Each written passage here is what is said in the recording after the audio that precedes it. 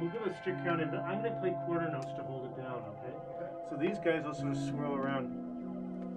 Yeah, Anthony, you're using mallets. This sounds really cool. And, okay, guys, let's do it.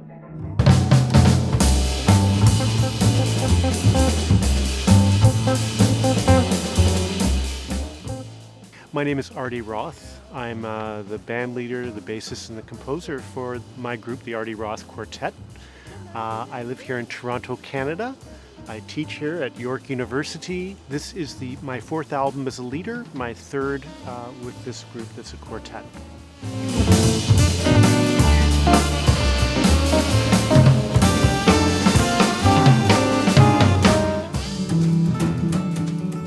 The decision to do this record was in 2021 during a lockdown here in Toronto due to the COVID pandemic. So the band was kind of functioning in a bit of a bubble. Leading up to the recording, it was a very rehearsal-intensive process as opposed to a performance-intensive process. So I do write the music. In saying that, as a jazz musician, what I'm writing specifically are the forms, the harmonies, and the melody of the songs. The musicians in my group, they are interpreters, and in doing so, are in effect putting their personal stamp on all the compositions. So that's where the collaboration starts. Anthony Micheli, the drummer, having him on board is incredible because he's able to look at the process from a number of different perspectives. He can kind of give me a certain type of perspective that I may lose as the leader. Mike Felice, the saxophonist in the group, cut from a different cloth as saxophone players go. He has elements of the traditional jazz saxophone language in his playing, but I have to say that I don't know anybody that really sounds like him. So the guitar player, Sam Dickinson, is a slightly younger member of the group. I love having him with us because he's completely at home in what you would think of as traditionally jazz guitar playing. Alternatively, if I ask him to flick on a bunch of effects and take a completely different approach to music, he's completely there with that too.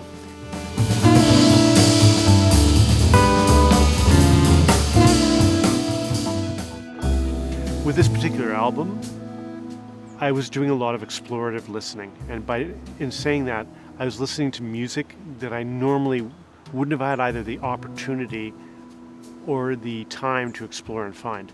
What will challenge the traditional jazz listener is that there will be some ways in which the forms and traditional soloing formats are challenged on particular tracks. The name of the album is Resonants, which is a neologism that I dreamed up. So it's a combination of the word resonance and the word tenant. And what I was going for here, conceptually with the album, we put a lot of instruments around the studio and we picked up this sort of sympathetic resonance of these instruments as we recorded. Later on, I harvested those sounds with the producer Roman Klun, and we created soundscapes that act as sort of interludes between the songs. I like the vibe of Grant Avenue in terms of, I'm a Toronto person, but you get out to Hamilton, it's just a little more chilled out. That's a nice feeling.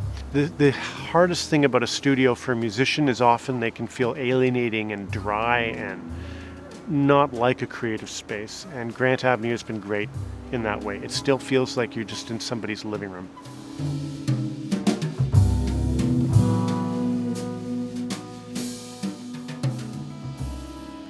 I think the song that may have the widest appeal and perhaps the most interest is the second track on the album. Well, I think it's technically the third track, called Circle Maker.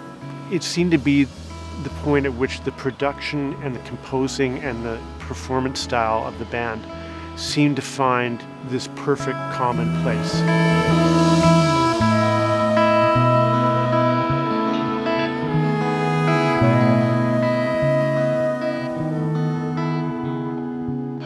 So the song Circle Maker was written about circular reasoning, which was something I was struggling with, especially when I lived in the bubble of the pandemic, that kind of fabricating your own narrative that takes you around in circles rather than moving you forward. We created a panning effect where the music circles around the listener.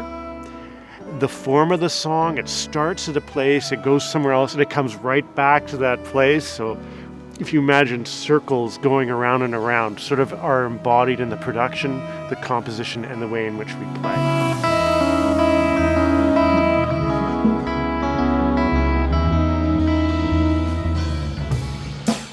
This is my first album that I released on a label. The label is TPR Records, based in Canada, here in Toronto, run by Ernesto Cervini and Oded Lev-Ari. So the album is streamable on every possible platform you could imagine. iTunes, Spotify, Amazon. It's also for sale on Bandcamp. You can go to my website, www.artieroth.com, and get in touch with me there. For those of us who still have CD players, it's a CD. This is my first album that I released on vinyl as well. This album is for traditional jazz listeners and people who are non-traditional jazz listeners, and even for people that think they hate jazz. If you like styles that seem antithetical to jazz, you may like this album.